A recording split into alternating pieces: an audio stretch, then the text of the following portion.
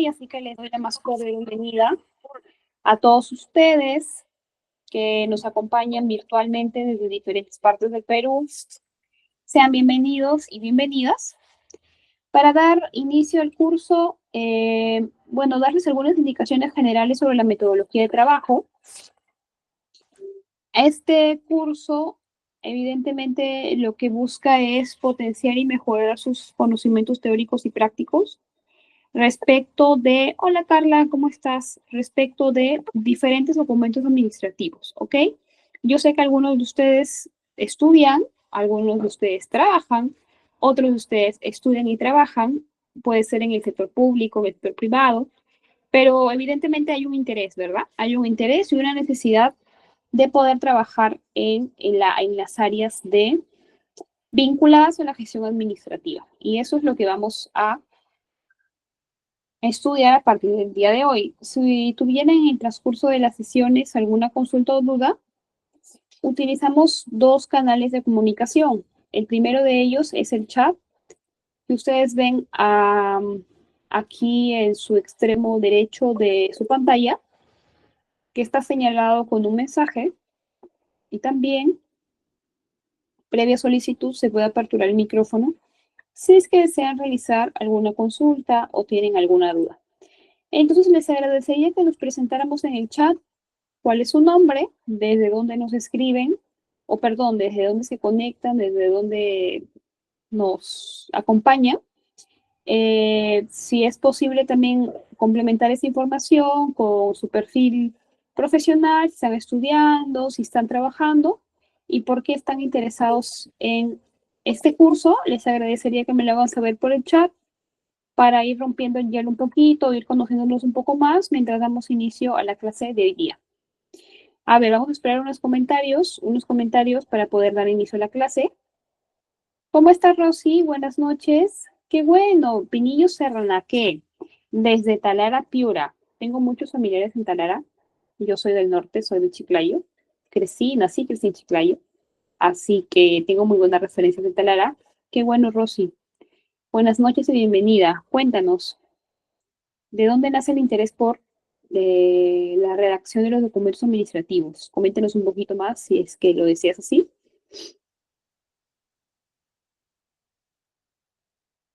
¿Alguien más? Estimados alumnos, su comentario en el chat, por favor, para ir conociéndonos. Hola, Anthony, ¿cómo estás? Buenas noches, de Lima. Evelyn, soy Junior García Reyes, ¿Trujillo o de Trujillo? Podrían ser ambas. Hola, Juan Barreto, ¿cómo estás? Mochumí. Mochumí es una tierra bellísima, un distrito bellísimo que tengo la oportunidad de conocer porque soy de Lambayeque, así que mi saludo, Juan, para todos ustedes por estas hermosas tierras que hace algún tiempo no visito, pero que seguramente pronto visitaré. Hola, Rosy. Rosy nos dice que, Evelyn, de Trujillo, Trujillo, bella tierra. A mí me encanta viajar, me encanta conocer las diversas ciudades, y Trujillo es una bella ciudad. Rosy nos dice que tiene mucho gusto en conocerme. Igual, Rosy, me dice que estoy estudiando, ha estudiado Secretaría de Ejecutivo Técnico en Computación y por el trabajo le interesa ampliar sus conocimientos en la redacción. Excelente, Rosy, excelente. Fiorella de Arequipa, Arequipa también bella ciudad. Trabajé allí en el 2022. Ángelo Chimbote, estudiante de contabilidad. Ángelo, qué bueno. Chimbote también, bueno, he pasado por ahí, no he tenido la oportunidad de conocerlo. Qué bueno que estés invirtiendo tu tiempo en poder trabajar en algo súper productivo que es este curso. Marlene dice que es de Lima, de Huacho. Uy, tengo varios compañeros en Huacho. Ya que piensa estudiar administración pública. Qué bueno, Marlene. Te cuento que yo también dicto el curso acá en ITEC de gestión pública. Vamos a aperturar un curso, me parece, el lunes de la semana que viene. Así que si estás interesada, gestión pública también es mi especialidad.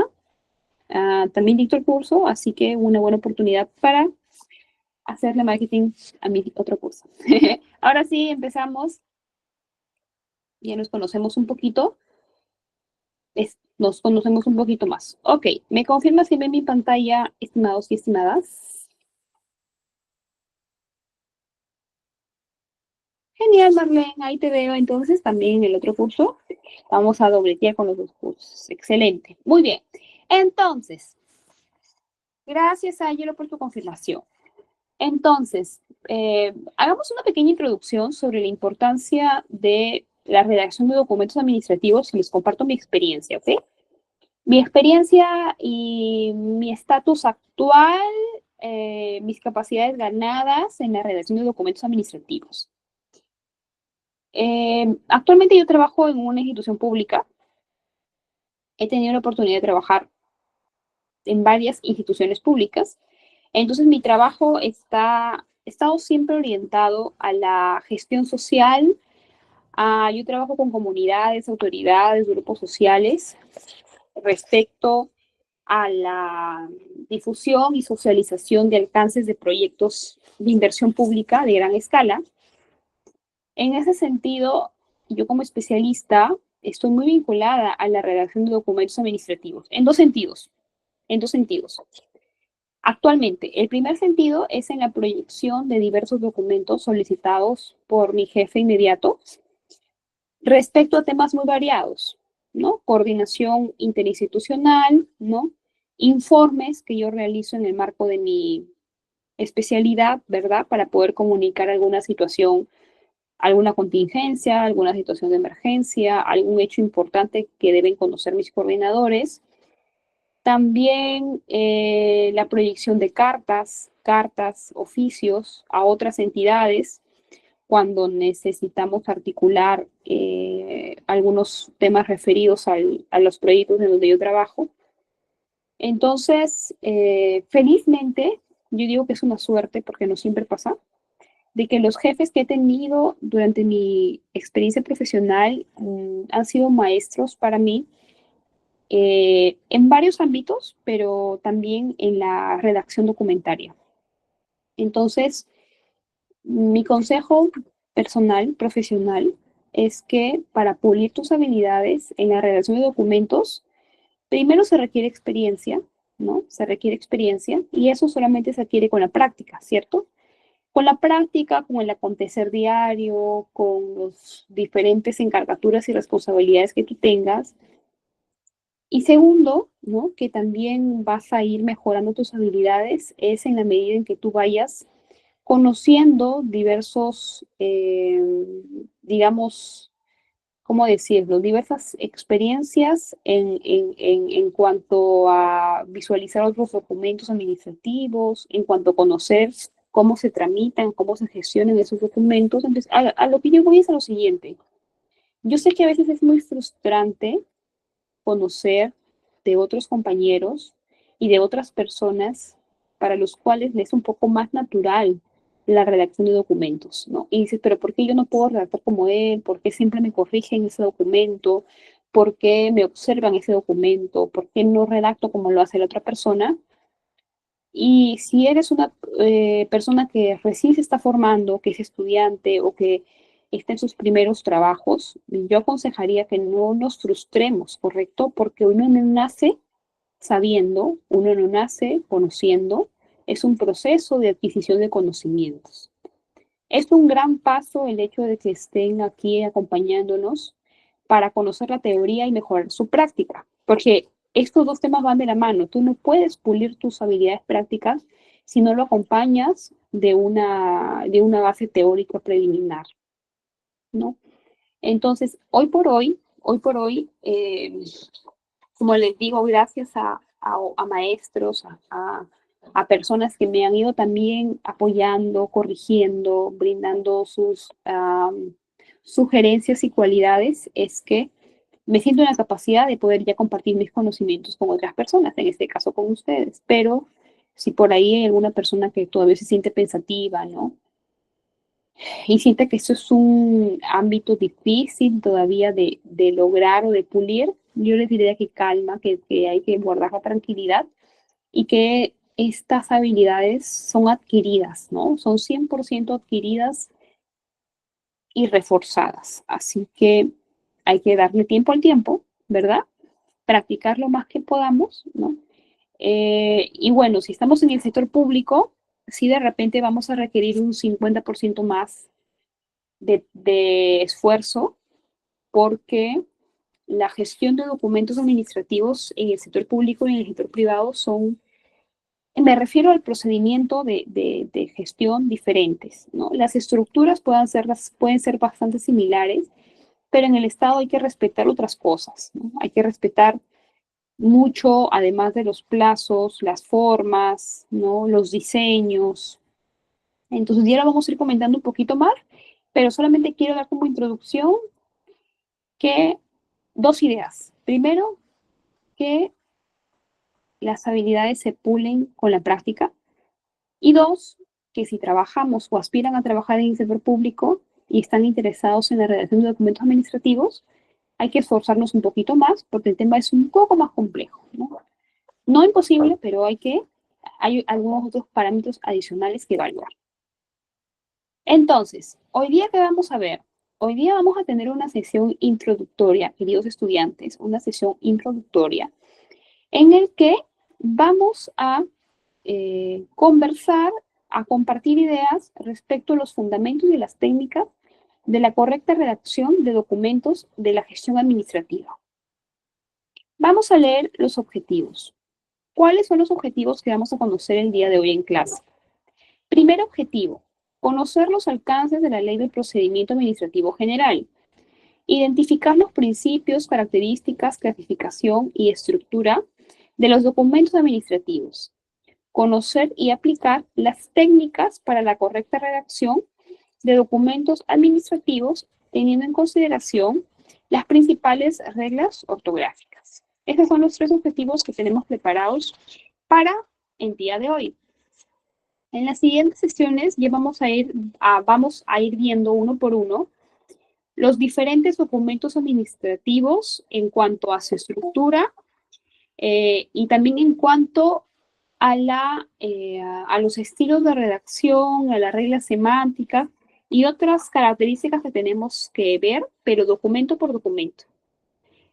Hoy vamos a hacer, digamos, un repaso general, vamos a adentrarnos a dar pinceladas generales en realidad sobre la gestión documentaria, pero no vamos a analizar ningún documento en particular. Vamos a empezar desde el día jueves, ¿verdad? Porque hoy estamos martes, desde el día jueves a analizar, a estudiar y a practicar los principales documentos de la gestión administrativa. ¿Correcto? ¿Hasta acá alguna duda? ¿Alguna duda?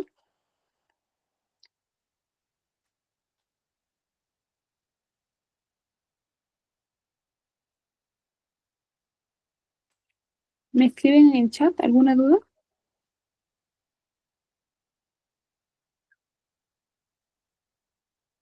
¿Todo claro? Ok. ¿Alguien creo que levantó la mano? No, ¿verdad? Ok. Seguimos entonces, queridos alumnos. Seguimos. Primera. Ok. Ahora me van a decir, licenciada, pero ¿por qué tenemos que revisar la ley del procedimiento administrativo general? ¿En qué me ayuda? ¿De qué me sirve? ¿Qué impacto y qué relevancia tiene cuando estudiamos la gestión de los documentos administrativos? Y ahora les voy a comentar cuál es su importancia. La ley del procedimiento administrativo general es una norma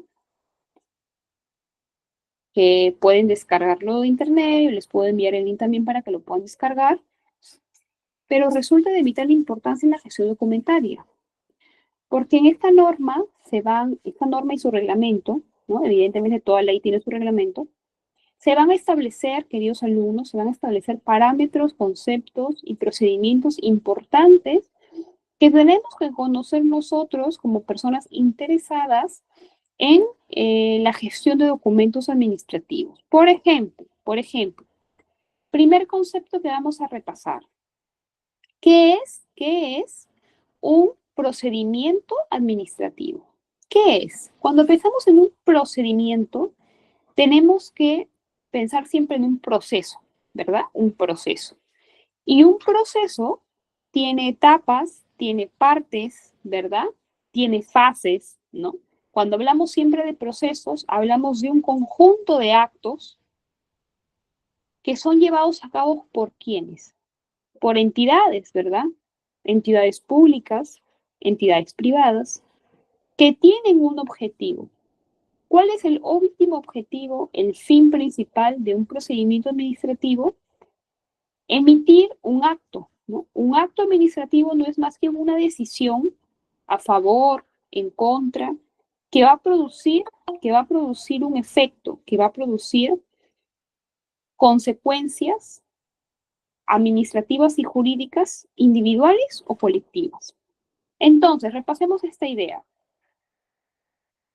Cada vez que nosotros, en el común, en el lenguaje más coloquial, damos inicio al trámite de un documento, estamos iniciando un procedimiento administrativo, ¿verdad? ¿Ese procedimiento tiene pasos? Tiene pasos, licenciada, por supuesto. ¿Qué es lo que yo hago cuando redacto un documento administrativo? Lo redacto, lo firmo. Primer paso, yo lo tengo que ingresar por mesa de partes, ¿verdad? De la entidad. Pero antes de ingresarlo por mesa de partes, ¿qué tengo que hacer yo? Tengo que revisar cuáles son los requisitos, ¿verdad? Los requisitos que son solicitados para la presentación de ese documento administrativo. Una vez que yo he reunido esos requisitos, yo inicio con ese procedimiento administrativo.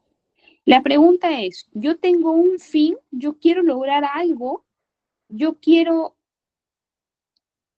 que se decida sobre algo cuando yo inicio un procedimiento. La respuesta clara y evidente es sí, ¿verdad? Yo no lo inicio porque, bueno, era necesario, no, yo inicio un procedimiento administrativo porque yo quiero que se decida, que se pronuncien sobre algo. Evidentemente yo y todos los administrados queremos que se pronuncien a favor, ¿verdad? Nadie quiere recibir una negativa, pero eso no depende de nosotros, sino depende del cumplimiento de los requisitos, ¿no? Depende de la, digamos, del marco normativo que regule ese procedimiento administrativo, ¿no? Pero evidentemente hay una intención del administrado de que su petición sea favorable, ¿no? De lo que pida sea resuelto de manera favorable. Ahora, ¿cuántos y cuáles son los sujetos que participan en el procedimiento administrativo? Evidentemente tenemos dos, ¿verdad? Primero va a ser la persona natural o jurídica que inicia, que solicita el procedimiento administrativo. ¿Cómo se le llama?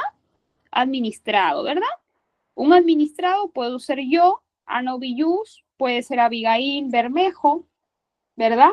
Puede ser Anthony Vara, Angelo Steven. En algún momento han sido administrados, ¿no? Pero también como tenemos administrados, tenemos una autoridad administrativa. ¿Quiénes vendrían a ser la autoridad administrativa? Vendría a ser la institución, el directivo o el funcionario al cual yo me dirijo en mi procedimiento administrativo. Ejemplo, vamos a poner un ejemplo. Vamos a pensar que yo voy a solicitar una constancia de estudios en la universidad porque yo ya he terminado mi 10º ciclo, ¿no? Yo ya terminé mi malla curricular y yo quiero una constancia de estudios, ¿verdad? Porque yo de repente quiero postular un trabajo o cualquier necesidad que yo tenga, entonces yo ingreso un documento administrativo solicitando se emite la constancia de estudios de la carrera tal. El administrado, ¿quién va a ser? El egresado, ¿verdad? En este caso el estudiante, en este caso yo, Ana Villus. ¿Y la autoridad administrativa quién sería? A ver, escríbeme en el chat, ideas. Si yo voy a solicitar, vamos a pensar que yo estudié contabilidad, ya mi facultad es la facultad de ciencias contables, ¿no? De la Universidad de Lima. ¿quién vendría a ser la autoridad administrativa? ¿A quién yo le debo dirigir esa solicitud, esa intención de emisión de un documento? De repente alguna vez han solicitado ustedes una constancia de estudios. Juan, te escuchamos.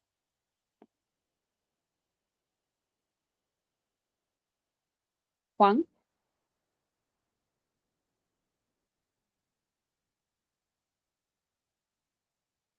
Correcto, excelente, Juan. Al director de la escuela, ¿no? Una facultad puede tener varias carreras, ¿no? Ejemplo, la Facultad de Ciencias Económicas, Administrativas y Contables. Ahí está la Escuela de Administración, la Escuela de Negocios Internacionales, la Escuela de Contabilidad, pero las tres escuelas forman parte de una facultad. Entonces, yo sé que la primera idea sería remitir el documento al rector de la universidad, ¿no? Pero en realidad el rector es la máxima autoridad administrativa de la universidad, correcto, de acuerdo, completamente de acuerdo. Pero el rector de la universidad no es la autoridad que, de acuerdo a las competencias, va a emitir la constancia de estudios. Si yo le remito el documento al rector, ¿qué va a pasar? Que el despacho del rectorado, ¿no? Lo que va a hacer va a reenviar o va a derivar el oficio a la escuela correspondiente, ¿verdad? Porque cuando a ti te entregan una constancia de estudios, van a requerir, además de tus datos, que te coloquen de repente el récord de notas, ¿no? El récord de notas, los años de estudio, de repente el desglose de los cursos que has estudiado, y esa información no se maneja en el rectorado. Entonces, en ese caso, la respuesta sería el director de la escuela profesional en la que nosotros estudiamos, o también podría ser el decano de la facultad donde nosotros estudiamos, si es que hablamos de una universidad. Claro que el caso va a ser muy diferente dependiendo de qué universidad sea, dependiendo de la propia organización, el propio organigrama de la universidad, pero normalmente las autoridades facultadas para emitir una constancia de estudios a nivel universitario suele ser o el decano o el director de la escuela, ¿no? Este es un ejemplo. Entonces, ya nos quedó claro, estimados alumnos, que en este caso los administrados vendrían a ser las personas naturales y jurídicas que solicitan, que inician el procedimiento administrativo, y la autoridad viene a ser el destinatario, ¿verdad? El receptor de esa solicitud. Y esta autoridad es aquella que se va a pronunciar sobre este requerimiento, esta solicitud, sea a favor o sea en contra, de acuerdo a sus competencias y responsabilidades. ¿Qué más? Ahora, ya hemos revisado qué es procedimiento administrativo y ya hemos revisado cuáles son los sujetos del procedimiento. Ahora, ¿se acuerdan que dijimos que el procedimiento administrativo termina con un acto administrativo? Con un acto administrativo siempre se va a reflejar en una resolución. Esta resolución es un documento formal que también vamos a estudiar en la sesión 5, me parece, a través de la cual se expresa la decisión de la autoridad administrativa respecto a la solicitud expresada por el administrado. ¿Verdad? Vamos a poner un ejemplo. Vamos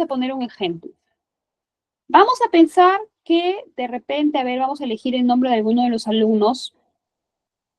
Anthony Vara, vamos a pensar que Anthony Vara es un emprendedor y quiere colocar un restaurante.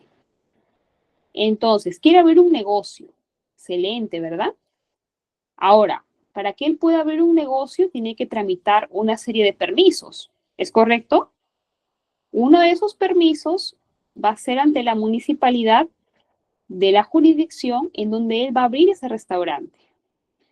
Porque para poder operar, tiene que tener un permiso, una licencia municipal, ¿verdad? Si no, no puede operar.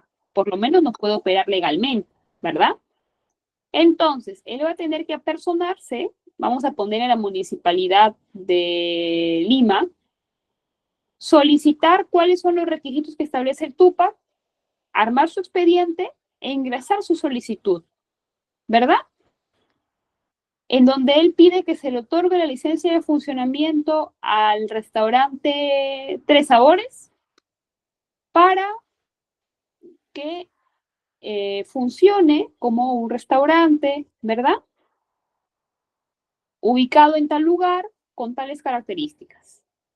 Entonces, como va a iniciar un procedimiento administrativo, Anthony Vara tiene que presentar su expediente, lo presenta todos los requisitos, ¿no? Se cumplen los plazos y ese procedimiento va a concluir con un acto administrativo.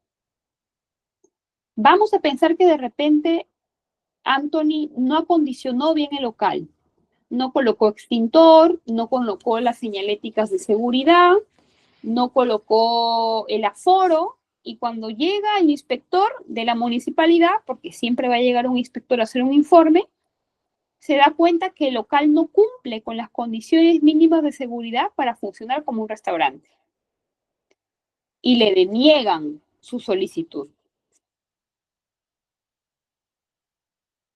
Entonces, esa denegación de una solicitud tiene que ir expresada a través de un documento que se llama acto administrativo.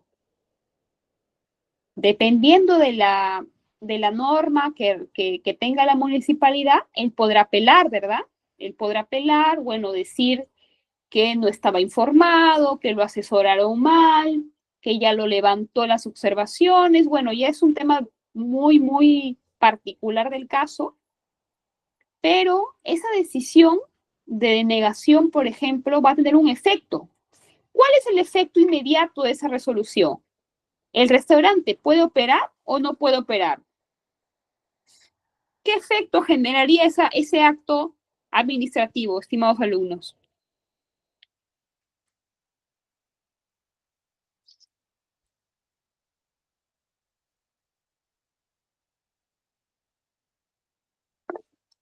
Abigail,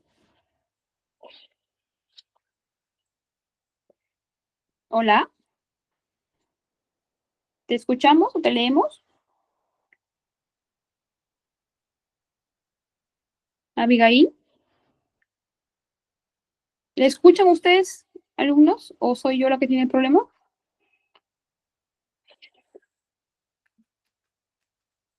Hola, ¿le escuchan? ¿Escuchan, Abigail?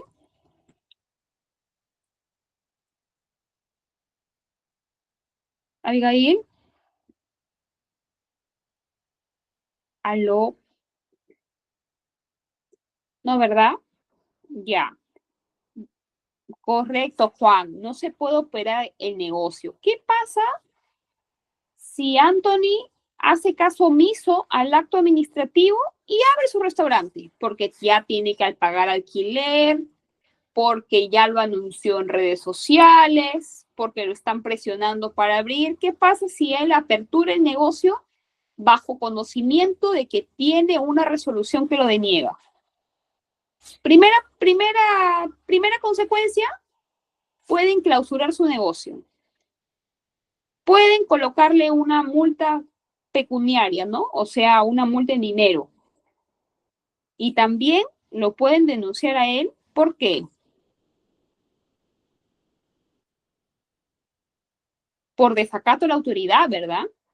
Porque hay una autoridad que ya le dispuso mediante acto administrativo que él no tiene las condiciones y no puede, correcto, así es. Entonces las consecuencias, un acto administrativo siempre genera consecuencias, sean positivas o sean negativas para el administrado. Entonces, ese acto administrativo es de obligatorio cumplimiento para el administrado. Si el administrado no está de acuerdo, no comparte la decisión, existen canales, existen espacios para poder objetar, para poder pedir la reevaluación de esa posición, pero está en la obligación de acatar lo dispuesto por la autoridad. Otro ejemplo de acto administrativo, otro ejemplo. A ver, para quienes en algún momento han terminado una carrera universitaria, se les emite un grado académico de bachiller, ¿verdad? Ese grado académico es automático. Es decir, que no tenemos que dar ningún examen, ¿verdad? Ni ningún trabajo, simplemente hay que tramitarlo administrativamente.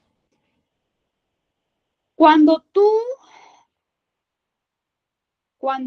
vas a solicitar tu bachiller, tienes que cumplir con los requisitos que se establece la universidad, ¿verdad? Tienes que armar tu expediente, iniciar tu procedimiento administrativo.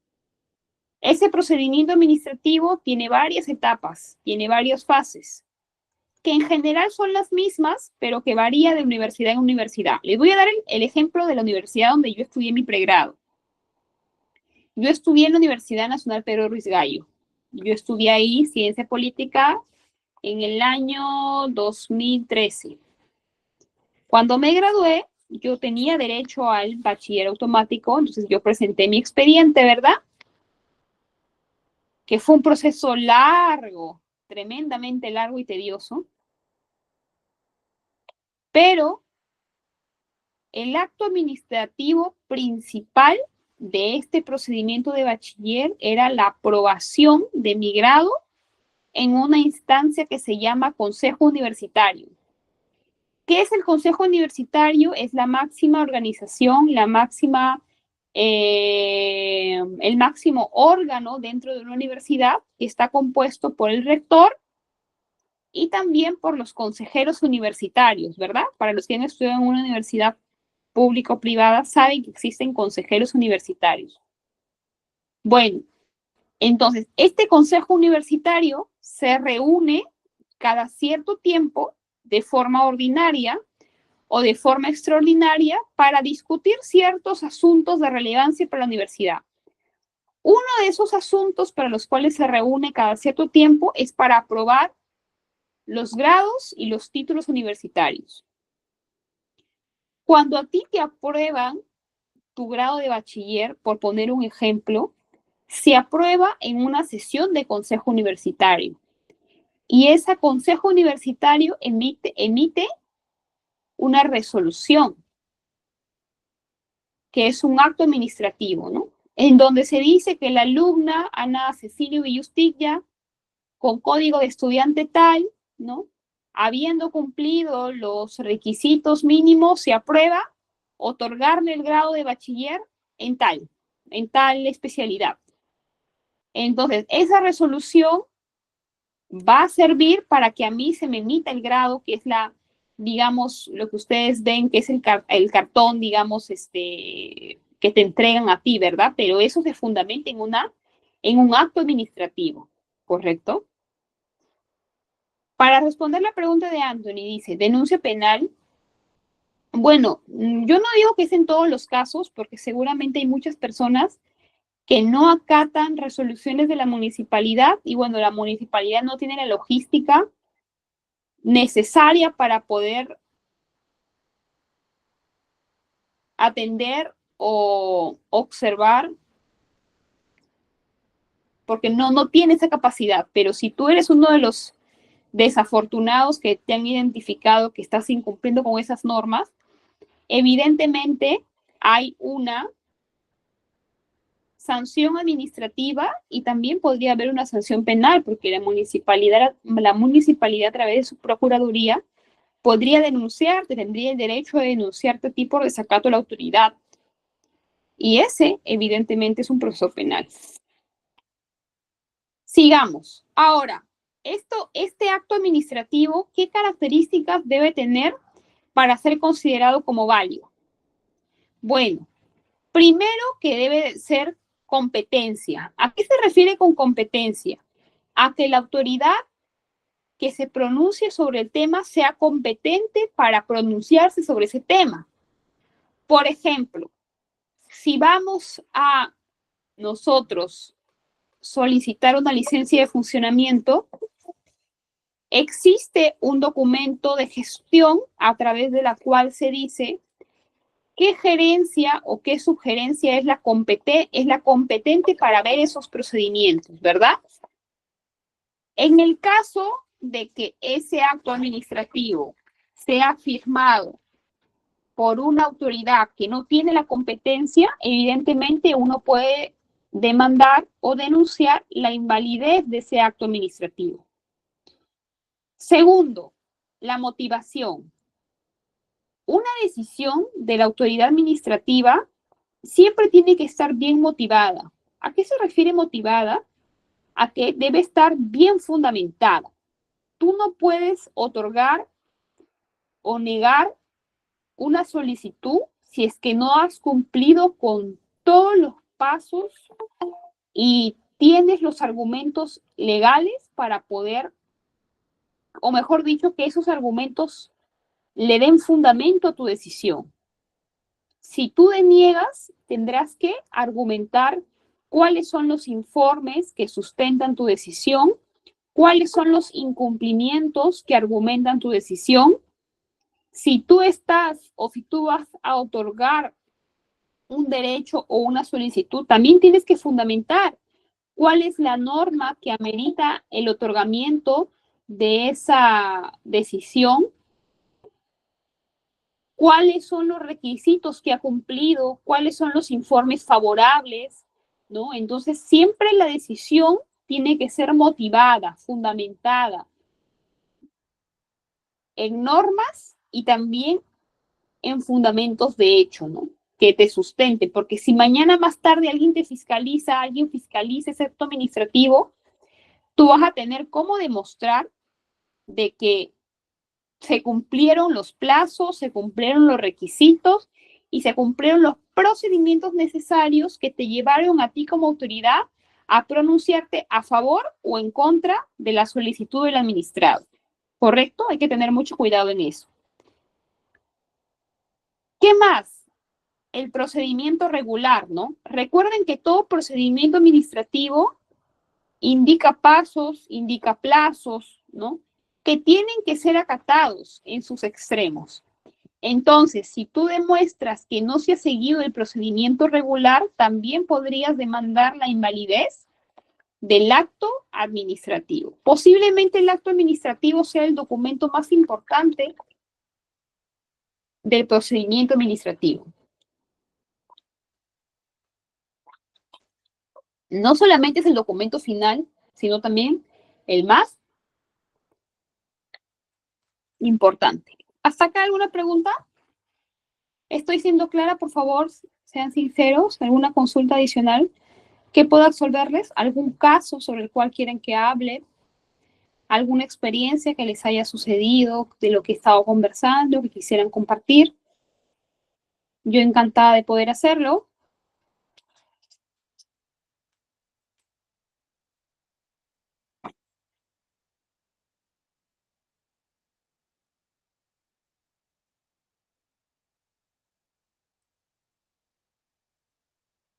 Hola, ¿todo bien? ¿Todo claro? ¿Me ayudan en el chat? Por favor, ¿todo bien y todo claro?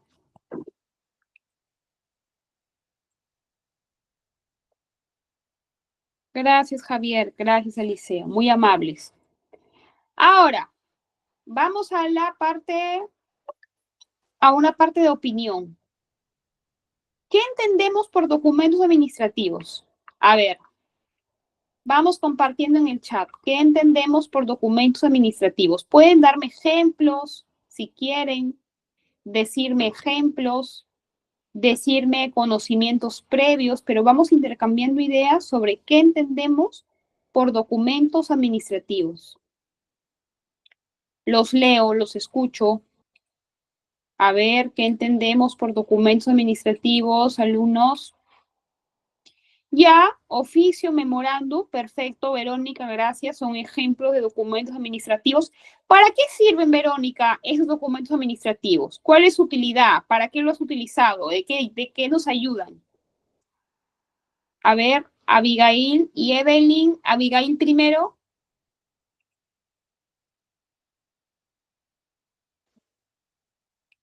Ya, los oficios para hacer peticiones o requerimientos, ¿correcto? Abigail.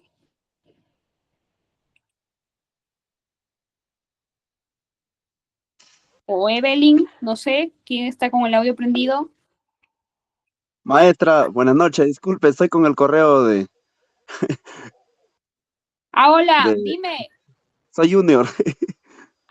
Estás con otro usuario. Mira, yo llamándote con otro nombre bueno, te escucho. Junior, sería bueno que cambies tu nombre. Ahí puedes hacer clic, ahí hay 3 puntitos y cambias Sí. tu nombre. Ya, pero te escuchamos.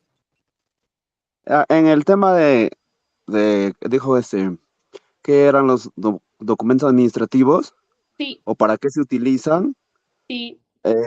Para gestionar y registrar las actividades o las decisiones que se hace dentro de una organización o una institución, ya sea en una empresa pública, privada, y los documentos, pueden ser tanto físicos como digitales. Excelente, excelente tu participación. Muchas gracias. Gracias, ¿Alguien más? maestra. Abigail y Evelyn creo que tenían su mano su mano levantada. ¿Quieren decir algo? Maestra, el de Evelyn soy yo. Voy a cambiar mi Ay, nombre ahora. perdóname, sí, tienes razón. Ya baja tu mano entonces, baja tu mano para que no me confunda. Sí, ya lo bajé. Ay, ya. Juan.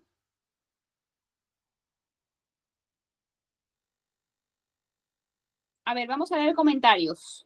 Verónica nos dice, perfecto, maestra, ejemplos, memorándum, oficios. Ya, esos son ejemplos de documentos administrativos. Y yo le pregunté para qué sirven. Y Verónica me dijo los oficios para hacer peticiones o requerimientos. Muy bien. Isabel Cuaila nos dice que los documentos nos ayudan en la comunicación interna y externa. Perfecto. Javier dice, bueno, entiendo que lo que quisiste decir, Javier, es de que los documentos deben contener datos de la empresa y del trabajador. Bueno, dependiendo de los casos, evidentemente sí. Juan nos da otro ejemplo y nos dice, una solicitud es un ejemplo de documento. Correcto. Carla nos dice, contienen una declaración a un órgano administrativo también. Entonces, como ustedes pueden ver, tenemos la idea, ¿no? Tenemos las ideas acerca de lo que nos referimos cuando estamos conversando o dialogando sobre qué es un documento o qué son los documentos administrativos. Está bien que compartamos las nociones preliminares porque de ahí vamos a partir para poder complementar esa información. Ahora, acá tenemos una definición, ¿no? Una definición, digamos, un poquito más técnica, un poquito más estructurada, pero evidentemente los aportes de ustedes han sido muy valiosos, incluso más útiles, ¿no? Porque provienen del conocimiento y la experiencia de ustedes. Ahora, vamos a repasar este concepto. Dice, los documentos administrativos es un registro de los actos de la administración pública o también privada y el soporte de los procesos o las actividades que desarrollan los órganos de la administración en el ejercicio de sus funciones atribuidas por normas. Correcto, correcto. Yo le daría una definición un poco más amplia, ¿no? Porque los documentos administrativos tienen varias finalidades. Algunos de ellos tienen una función estrictamente comunicativa, informativa, ¿verdad? Dan a conocer ciertos hechos, ciertos actos, cierta información. Existen otros tipos de documentos administrativos en el cual tú das o sirven para brindar una opinión técnica o una posición institucional sobre un hecho en particular, por ejemplo, el caso de los informes. Existen otro tipo de documentos administrativos a través de la cual se dan indicaciones a subordinados respecto al cumplimiento de cierta normativa o a la disposición de alguna actividad, por ejemplo, los memorandos, ¿no? Existen otro tipo de documentos a través del cual solicitamos de manera individual o colectiva el cumplimiento de derechos, de obligaciones, ¿verdad? Por ejemplo, el caso de la solicitud, del memorial, ¿no? Existe otro tipo de documentos administrativos a través del cual informamos, solicitamos, convocamos, ¿no? Internamente dentro de nuestra institución o también externamente a otras instituciones en el caso de los oficios y las cartas.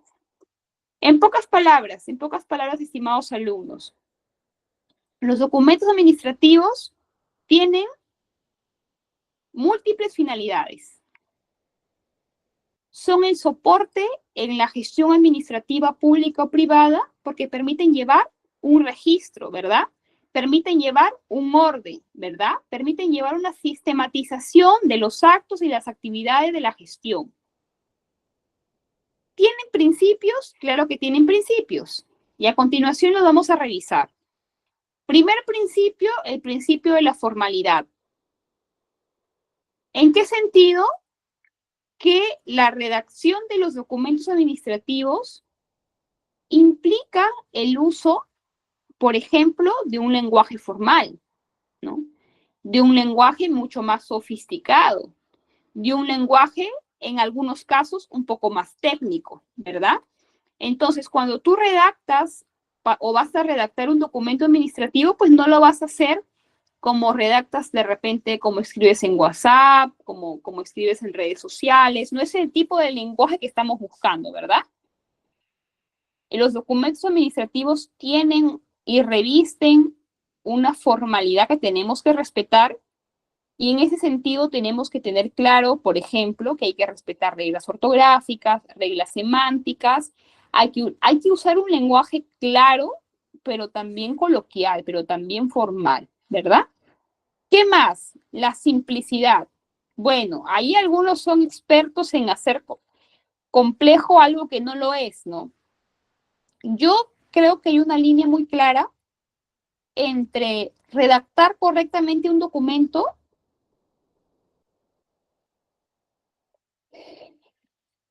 y sobreexplotar o sobreusar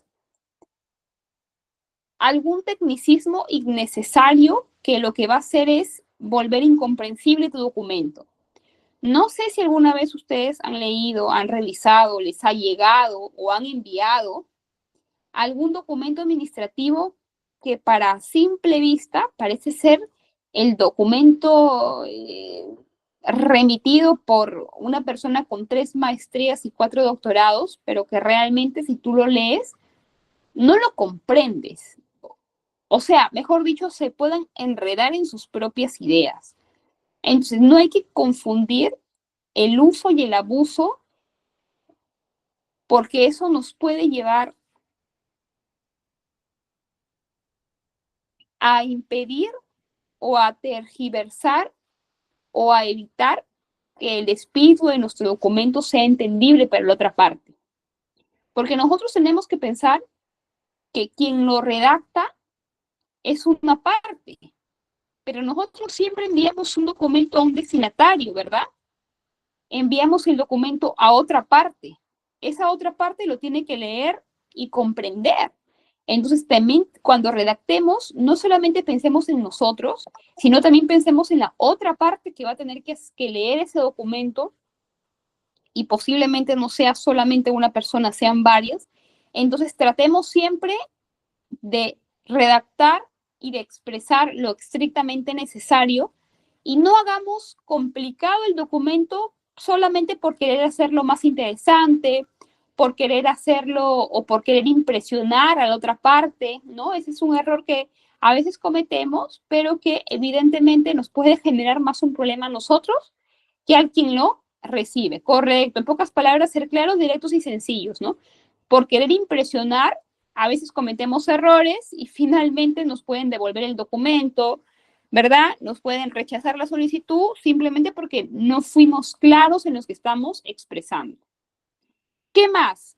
La flexibilidad, ¿no? Tenemos que entender que cada persona tiene un estilo propio de redacción.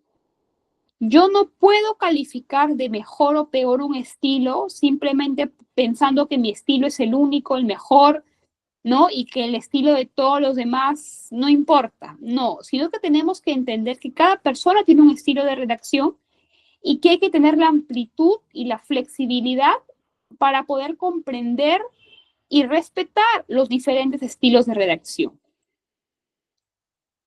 Y evidentemente la eficacia, ¿no? Cuando tú redactas, estimados alumnos, cuando ustedes han redactado alguna vez un documento administrativo, invierten tiempo, ¿cierto? Invierten esfuerzo y lo hacen porque quieren lograr un objetivo.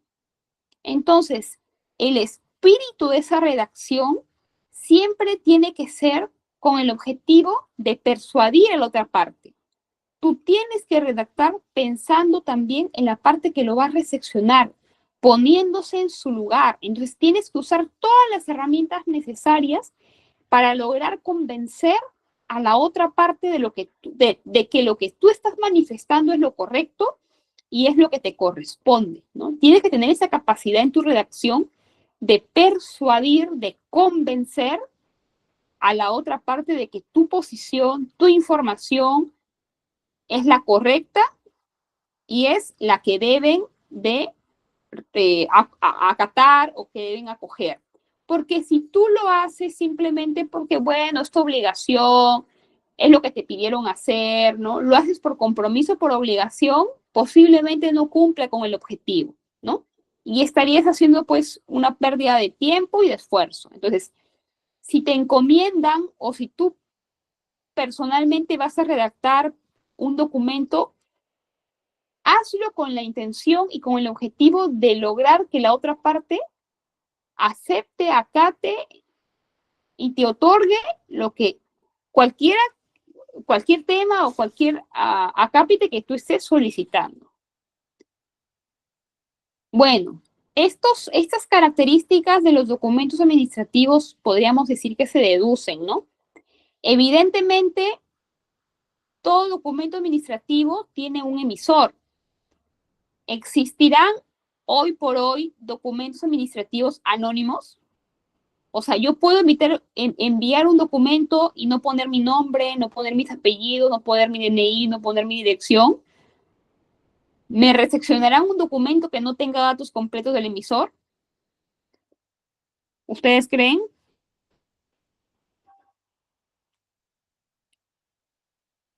No, ¿verdad? Imposible que hoy por hoy acepten un documento que no tenga tus nombres completos. Ahora, yo no puedo poner en el documento Ana U. Punto. Yo no puedo poner en el documento Ana UT. No, yo tengo que poner en el documento como emisor mis datos completos, identificada con DNI tal, domiciliada en calle tal, distrito tal, provincia tal, departamento tal. Por ejemplo, si yo voy a pedir una constancia de estudios, ¿no? Con código de estudiante tal, egresada de la carrera tal, ¿no? O por ejemplo ahora, ¿no? Ana Ubillustig ya, ¿no? Especialista del programa tal, ¿verdad?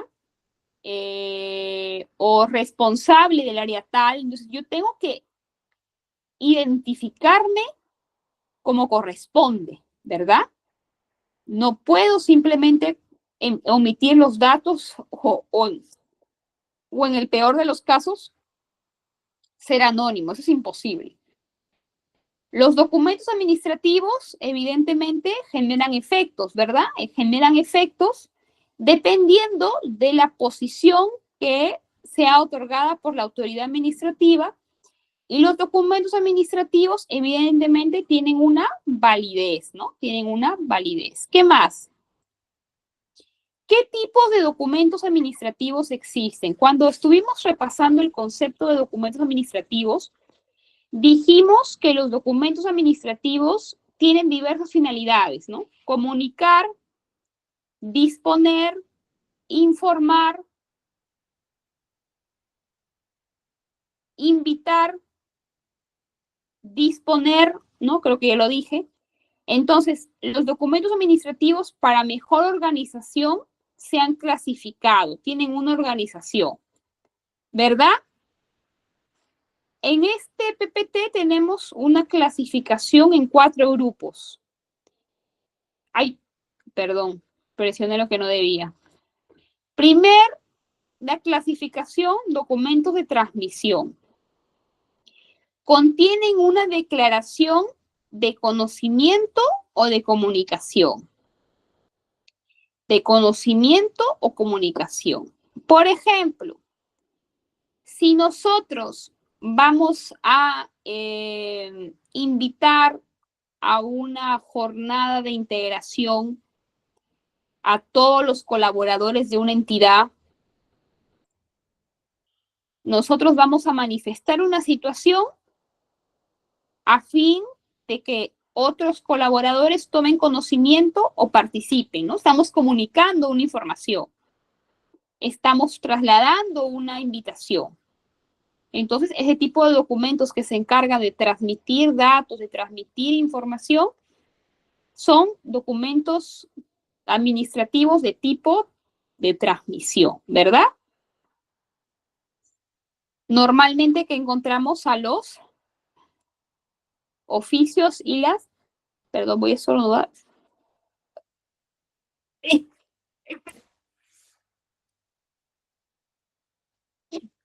Disculpen, ya. Oficios y las cartas. Ahora, existen documentos administrativos que tienen como finalidad dejar constancia de que algo ha pasado, de que algo se ha suscitado, que es un documento que yo en particular uso mucho, ¿no? Que son las famosas actas, ¿no? Por ejemplo, cuando un policía o policías van a hacer no sé, alguien ha tomado una carretera, ¿no? Entonces ellos van a hacer una constatación policial, y normalmente levantan un acta de constatación policial, ¿no? Por ejemplo, yo levanto un acta de reunión, ¿no? De repente en otra entidad pueden elaborar actas de acuerdos, ¿no? Entonces, las actas sirven para dejar constancia de que se ha suscitado un hecho y que todas las partes están conformes de cómo se ha suscitado. Por ejemplo, que vamos a poner un ejemplo de constatación policial, ¿no? Que siendo las 21 horas del día 22 de octubre, ¿no? En el distrito de San Vicente de Cañete se identificó a 20 personas, ¿no? Quienes manifestaron que desde las 20 horas han tomado la decisión de bloquear la vía, dado que la municipalidad no responde a su petitorio de reclamos y como medida de lucha han decidido bloquear la vía, ¿no?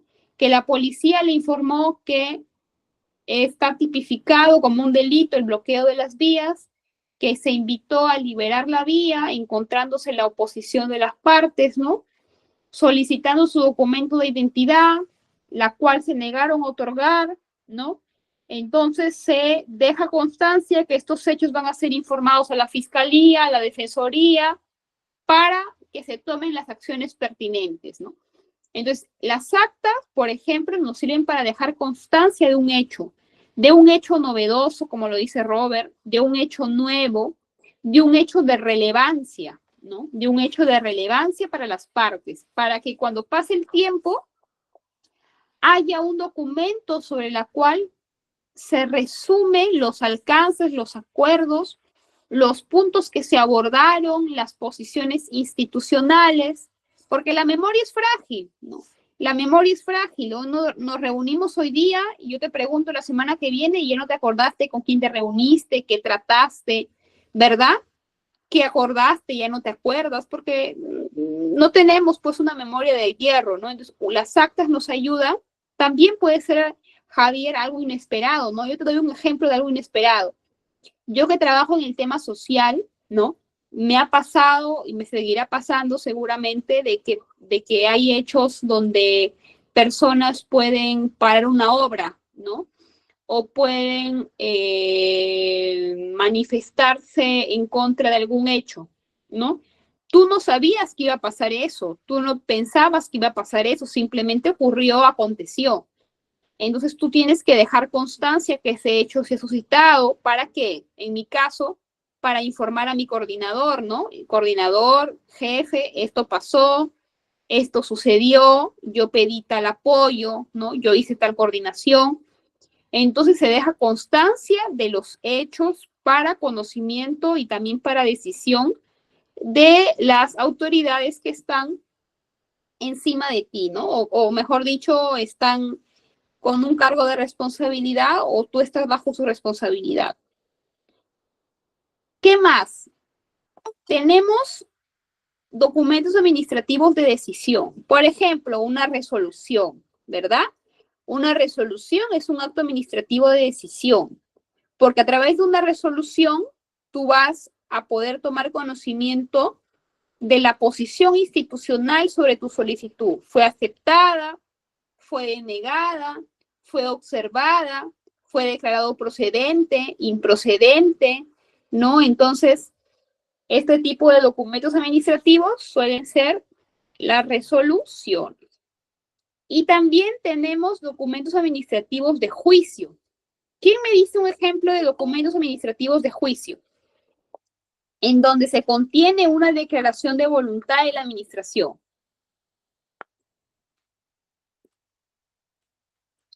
A ver, ejemplos. Documento administrativo de juicio, alumnos. ¿Alguna idea?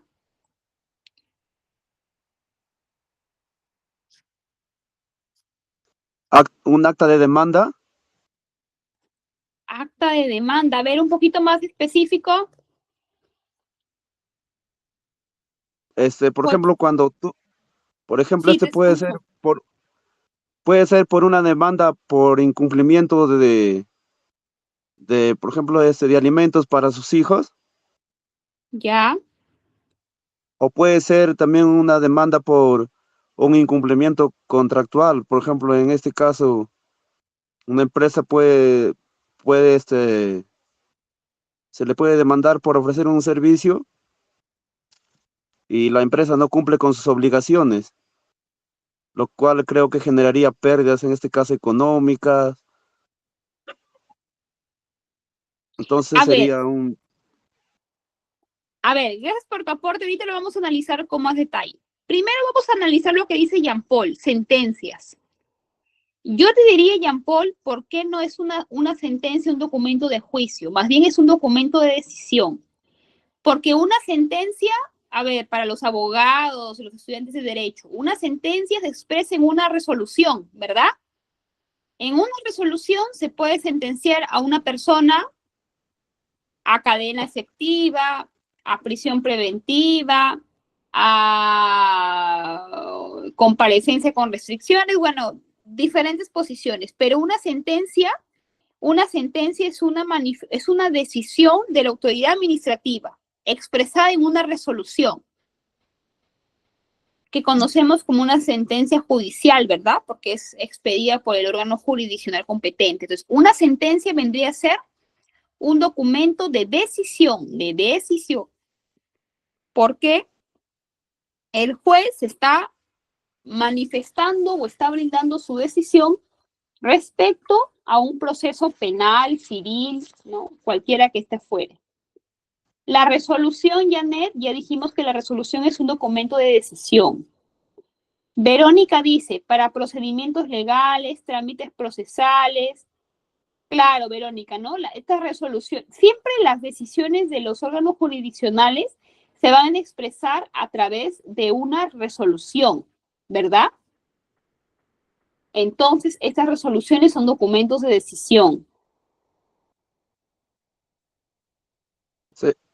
Un decreto de citación. Decreto de citación. Cuando Claro, es te refieres a porque, una notificación, claro, en este caso, por ejemplo, un decreto de citación sería, por ejemplo, cuando se utiliza para notificar a una parte involucrada, ya sea en un proceso judicial, como le había dicho, cuando haces un contrato con una empresa y no hace su cumplimiento a lo acordado. ya, a ver, cuando lo que su compañero nos está comentando, Juan, ¿verdad? Junior, Ah, Junior, ya. Entonces, Junior nos dice, cuando tú recibes por ejemplo, tú has denunciado que te robaron tu celular, ya, tú denunciaste que el día tal, a la hora tal, te sustrajeron de tu mochila un celular de características tal, vas a la comisaría, asientas tu denuncia y la comisaría deriva tu denuncia a la fiscalía. Entonces, la fiscalía, después de un plazo determinado, te emite a ti una notificación. De repente puede ser una notificación para que tú declares, ¿no? Declares ante la fiscalía cómo se suscitaron los hechos, si tú pudiste identificar al delincuente, ¿verdad? O sea, detalles de los hechos. Entonces, a ti se te remite una notificación en la cual se te cita a un día, una hora, de forma virtual o de forma física, correcto, una citación, ¿no? Claro, una citación sería el documento correcto. Esa citación podría llegarte a ti vía correo o también podría llegarte de forma física, dependiendo pues cuál ha sido el camino solicitado por ti como denunciante o al alcance de la autoridad administrativa. Entonces, la citación es un documento informativo, ¿verdad? Porque en esa citación, básicamente, se te está invitando a ti o se está solicitando tu participación en un día tal, a una hora tal, para manifestar hechos 1, 2, 3 y 4, puntual, ¿verdad? Pregunto, ¿la citación expresará una decisión de la autoridad administrativa? No, ¿verdad? No expresa una decisión. Simplemente te informa de una situación o de un hecho del cual tú tienes que presentar para poder esclarecer, para poder ampliar tu manifestación inicial.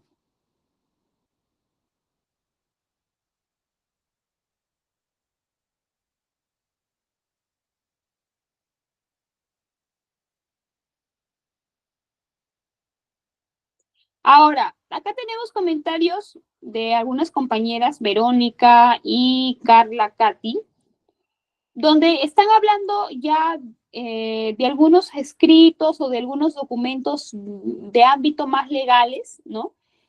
En este curso nuestro objetivo no es estudiar al detalle documentos, por ejemplo, resoluciones judiciales, ¿verdad? No es tanto nuestro objetivo, sino nuestro objetivo va más por los documentos administrativos de orden más general, ¿no? Porque recuerden que hay un curso específico para gestión de documentos administrativos de orden legal, ¿no? O para abogados, ¿no? Esa es otra especialización un poco más específica, ¿no? Porque también dentro del ámbito legal, ámbito judicial, en realidad existen pues varios procedimientos particulares que los ciudadanos de a pie de repente no lo ven del día a día, ¿no? Entonces, para aclarar, los estimados alumnos, es un curso donde vamos a ver documentos administrativos generales. Si de repente algunos de ustedes están interesados en la redacción y gestión de documentos administrativos legales, ese no es el objetivo del curso de ahora, ¿correcto? Porque ya es una especialización, correcto, es una especialización, estimado Robert, que le corresponden a otros profesionales que no es la que le habla para empezar, porque yo no soy abogada, entonces no es esa mi especialidad, pero yo sí trabajo en la gestión de documentos de índole general, ¿correcto? Legales es otra especialización sobre la cual tendrán que formarse con el profesional que corresponda. Ahora, sigamos. Estructura. Correcto, Carla, exactamente, ¿verdad? De repente, por el ejemplo, nos fuimos un poquito del detalle, pero para no confundir a sus demás compañeros, he hecho esa aclaración, ¿verdad? De repente aquí en la clase, no puedo negarlo, tenemos algunos estudiantes de derecho o abogados en buena hora, excelente y bienvenidos, pero el 90% o 95% no tenemos esa especialidad, ni es nuestro objetivo tampoco conocer la redacción de documentos legales. Entonces, este curso es para documentos de carácter general, documentos administrativos general. Entonces, están viendo ustedes el ejemplo acá, ¿verdad? un documento, una carta cualquiera.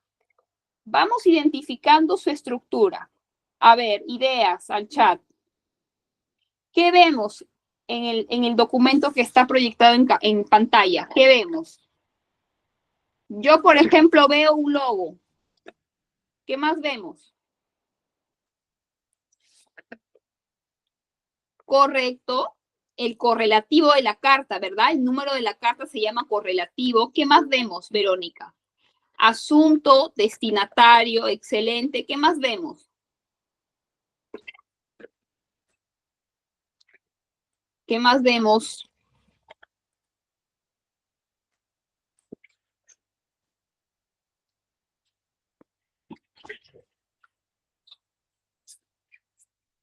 La fecha, Ya, la fecha. ¿Qué más? la introducción, en este caso, el saludo a la persona que va dirigido y la presentación del propósito. Ya, ¿qué más?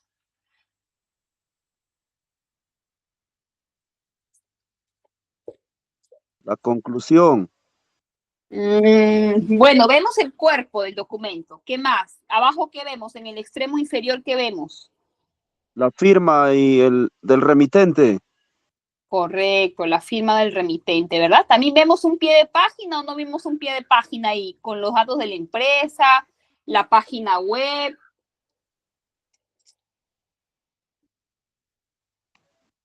Entonces, vamos haciendo una revisión general de lo que ustedes acaban de expresar.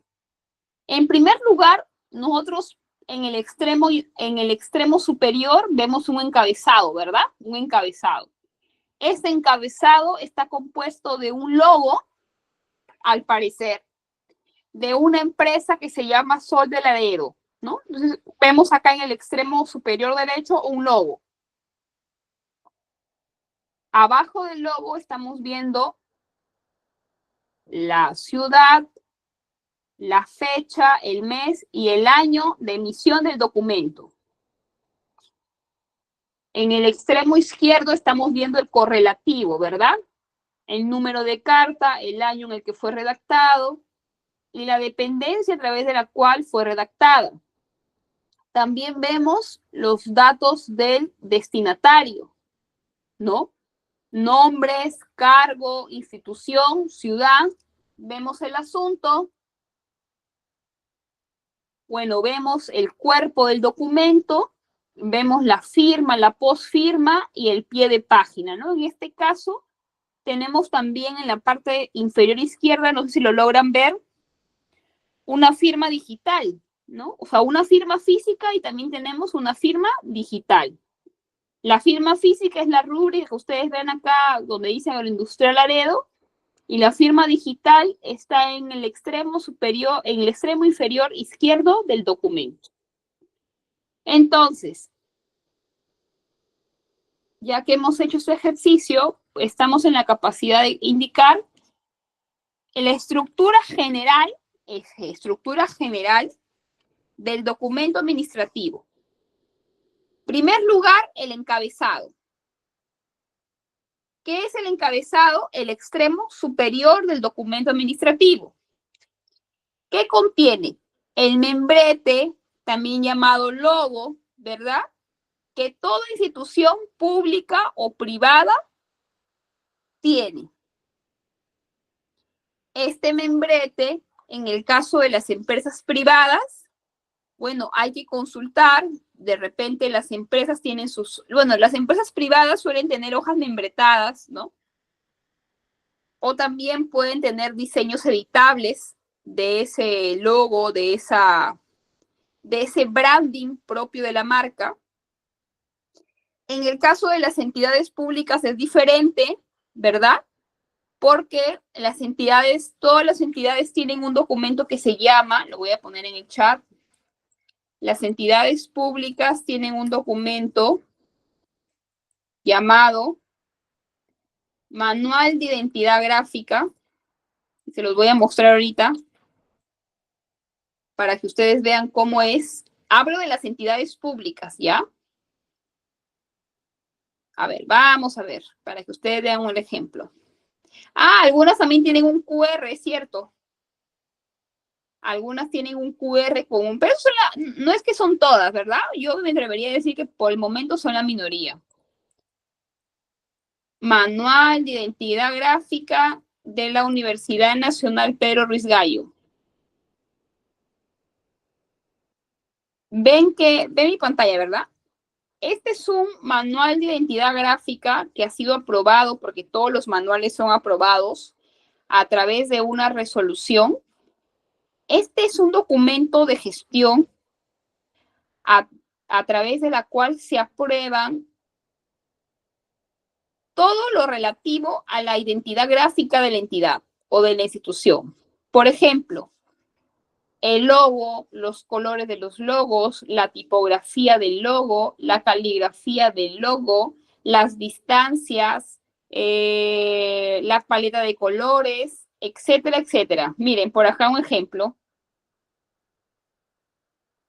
Miren, ven ustedes acá la paleta cromática del logo. Estos son códigos que tienen ya editables en un programa de edición que lo manejan los comunicadores, las personas que están vinculadas con esa área.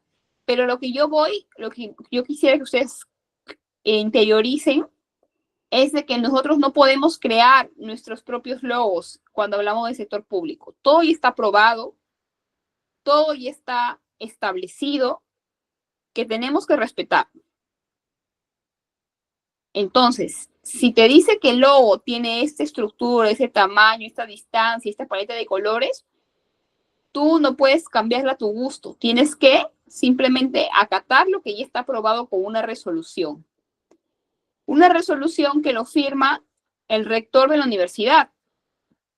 Así como este caso de la universidad, de una universidad pública, todas las entidades públicas tienen un manual de identidad gráfica, por ejemplo, sobre la fotografía, sobre el fondo de color, sobre la tipografía del isólogo, correcto. Respetamos el modelo. En las entidades públicas tú no creas tu modelo, tú no innovas, que a mí me pareció más bonito, no señor, no. Todo ya está aprobado. Las variantes del imagotipo, la construcción del área segura, la marca. ¿Ven ustedes acá? Por ejemplo, si yo quiero imprimir un banner, yo no puedo crear mi modelo como yo quiero. Yo tengo que seguir una estructura que ya me indica el manual de identidad gráfica. Si yo quiero hacer una invitación, yo no la hago como yo quiero. Yo tengo un protocolo, un elemento ya, una plantilla, si quieren llamarlo así, sobre la cual yo tengo que trabajar. Si ustedes quieren hacer una gigantografía, quieren hacer un banner, quieren hacer alguna publicación en redes sociales, no lo hacen como ustedes desean. Existen ya parámetros para poder hacerlo. Si quieren hacer un video, no lo hacen como ustedes quieren, si no, se dan cuenta de que ya hay parámetros de entrada, de salida, de duración. Entonces, todo eso tenemos, por ejemplo, si quieren mandar a hacer merchandising, ¿no? Si las universidades, si cualquier entidad pública quiere mandar a hacer merchandising, o sea, elementos a través de la cual se publicita los alcances, las funciones de la entidad, se tienen que hacer siguiendo parámetros que ya están establecidos en el manual de identidad gráfica, ¿no? Igual si quieren mandar a hacer polos, chalecos, todo esto ya está aprobado. Y así como que tenemos de la universidad, todas las entidades públicas también tienen su manual de identidad gráfica. Hablo para aquellos que están interesados un poco más en el ámbito público, ¿correcto? ¿Qué más? Tenemos también el nombre del año, ¿no? Ese nombre del año, ¿quién lo prueba? ¿Quién lo dictamina, alumnos? El nombre del año.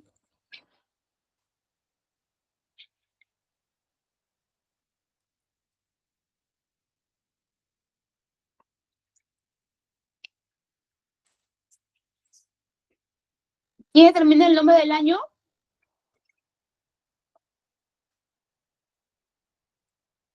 ¿El Congreso, seguro? ¿El Congreso? ¿Jean Paul, seguro el Congreso? Correcto, Robert, el presidente de la República, ¿verdad? todos los años determina, de acuerdo a las políticas de gobierno, el nombre del año. Normalmente se coloca el nombre del año, pero también existe un nombre del decenio, ¿no? En el caso de este decenio, se llama Decenio de la Igualdad de Oportunidades para hombres y mujeres. También vemos el lugar y fecha, ¿no? El código. ¿A qué nos referimos con código?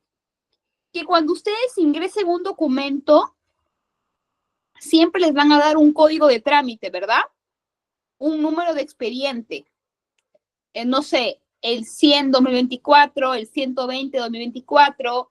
Entonces, todo procedimiento administrativo tiene un código en una entidad. A veces lo citamos, dependiendo del documento, lo citamos en el encabezado del documento administrativo. Ahora, el destinatario. Yo tengo que poner siempre los nombres completos del destinatario.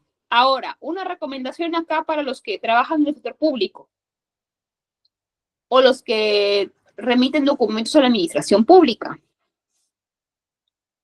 Me ha pasado que existen muchos errores en los nombres del destinatario porque, por ejemplo, ponen un nombre de un funcionario que ya no está trabajando en esa entidad o ponen un nombre incorrecto. Entonces, para evitar esos hechos poco favorables, lo recomendable, vamos a pensar que ustedes quieren enviarle un documento a un director del Ministerio de Educación. Siempre corroboren los datos colocando en internet director del Ministerio de Educación.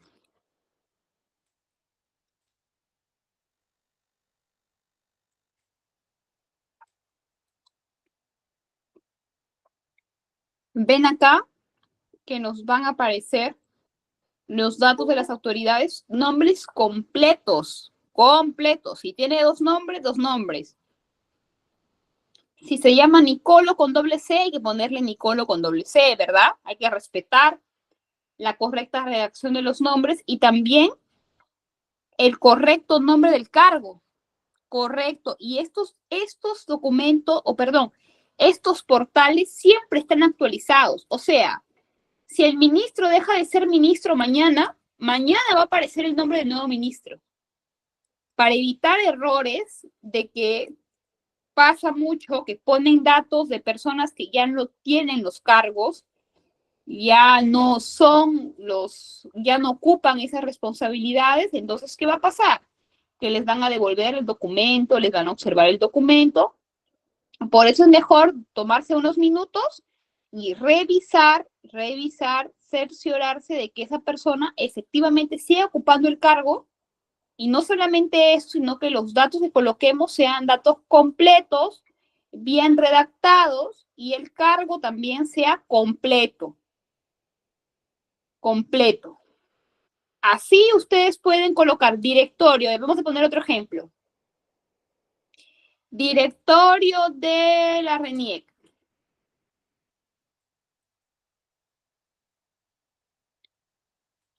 Vamos a ver.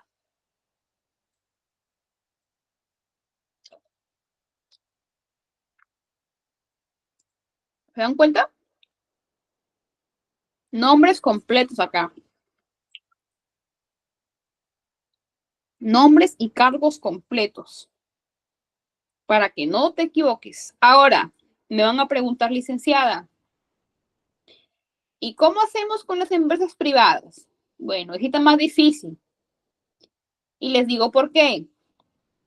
Porque las empresas privadas suelen tener sus datos un poquito más restringidos. Entonces, va a depender de la empresa que comparte esa información en su página web, pero hay otras empresas que no comparten esa información, ¿verdad? Entonces, ahí la información de las empresas privadas no es tan abierta, suele ser un poquito más restringida o limitada al público. Así que lo que toca ahí ya va a ser, pues, buscar un contacto, pedir una información, ¿verdad? Agenciarte de otras formas para poder obtener los datos completos. Sí, Javier, no solamente los datos de los funcionarios, normalmente todos los datos de las empresas privadas son mucho más restringidos, ¿correcto? En cambio, de las entidades públicas no, porque existe un principio en la administración pública que es el principio de publicidad. Entonces, estos datos, documentos, acciones, gestiones, todo tiene que estar publicitado y de acceso público. Entonces, hay que tener en consideración eso. Bueno, para ir terminando, porque ya son conocimientos generales que hemos visto hoy día, también tenemos la segunda parte que es el cuerpo, ¿verdad? El cuerpo se va a diferenciar de un documento administrativo y otro, pues dependiendo de su funcionalidad, de su finalidad, ¿no? Todos los documentos administrativos tienen un cuerpo, pero no todos los documentos tienen el mismo tipo de cuerpo. Finalmente, el pie o término, ¿no? Que es el extremo inferior del documento, en donde se suele colocar la firma y la posfirma.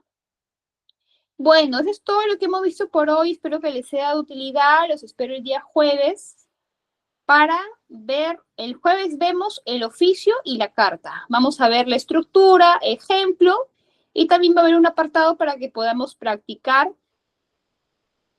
en el caso de que tengan las herramientas para poder hacerlo, ¿no? Evidentemente una computadora o algún equipo electrónico. Conmigo serás el día jueves. Que tengan un gran día mañana, chicos y chicas. Gracias por su tiempo.